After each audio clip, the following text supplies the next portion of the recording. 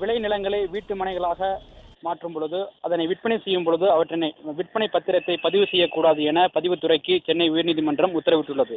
அதாவது இது தொடர்பாக சென்னை உயர்நீதிமன்றத்தில் யானை ராஜேந்திரன் என்பவர் ஒரு பொதுநல வழக்கு ஒன்று தாக்கல் செய்திருந்தார். அந்த வழக்கில் விளைநிலங்களை அண்மை காலமாக வீட்டு மனைகளாக மாற்றப்படுவதாகவும் இவ்வாறு விளைநிலங்கள் வீட்டு மனையாக மாற்றும் பொழுது எந்த ஒரு விதிமுறைகளையும் பின்பற்றுவதில்லை எனவும் இது போன்ற விளைநிலங்கள் வீட்டுமனையாக மாற்றும் பொழுது தொடர்ந்து பத்திரப்பதிவுத்துறை பதிவுகளை செய்து வருவதாகவும் இவ்வாறு செய்வதை அனுமதிக்க கூடாது எனவும் இதற்கு தடை விதிக்க வேண்டும் எனவும் அவர் மனு தாக்கல் செய்தார். அந்த மனு இன்று சென்னை உயர்நீதிமன்ற தலைமை நீதிபதி எஸ்.கே. கவுல், நீதிபதி ஆர். மகாதேவன் ஆகியோர் அடங்கிய முதல் டிவிஷன் பெஞ்ச் முன்பு விசாரணைக்கு வந்தது.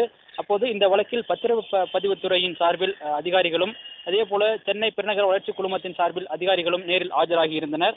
அப்போது இருதரப்பு வாதங்களையும் கேட்ட நீதிபதி பின்னர் பிறப்பித்த இடைக்கால உத்தரவில் தற்போதைய நிலையில் 3 ஆண்டுகளுக்கு மேல் விளைநிலங்கள் தரிசாக பயன்பாட்டில் இருப்பதாக கூறி அதனை குடியிருப்பாக மாற்றப்படுவதற்கான விதிகள் எதுவும் இல்லை. இருப்பினும் சென்னையில் 80% சதுப்பு நிலங்கள் இன்று, அதாவது சென்னையில் 80% இருந்த சதுப்பு நிலங்கள் இன்று 15% சுருங்கிவிட்டதாகவும் அரசு சார்பில் ஆஜரான அட்வொகேட் ஜெனரல் அனுமதி இல்லாமல் வீட்டு மனைகளை பத்திரப்பதிவு செய்ய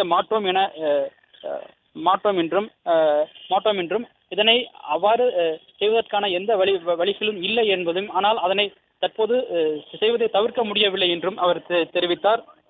இதற்கு மனுதாரர் தரப்பில் எதிர்ப்பும் தெரிவிக்கப்பட்டது. அதாவது விளைநிலங்களை வீட்டு மனைகளாக மாற்றும் பொழுது அதனை கண்காணிப்பது அரசினுடைய கடமை எனவும் அதனை இவ்வாறு மாற்றுவது தவறானது எனவும் அவர் வாதிட்டார்.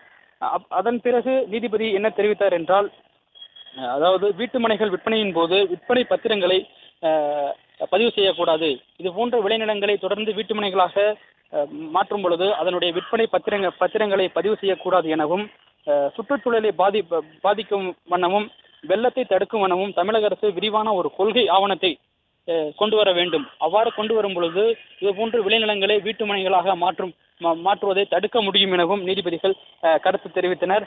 தொடர்ந்து விளைநிலங்களை வீட்டு மனைகளாக மாற்றுவதை தடுக்கவும், அவ்வாறு வீட்டுமனைகளை மாற்றப்படும் பொழுது அந்த நிலங்களை பத்திரப்பதிவு செய்யக்கூடாது எனவும் இது தொடர்பாக அனைத்து சார் பதிவாளர் அலுவலகங்களுக்கும் உடனடியாக பத்திரப்பதிவுத்துறையின் தலைவர் சார்பில் ஒரு சுற்றறிக்கை அனுப்ப வேண்டும்.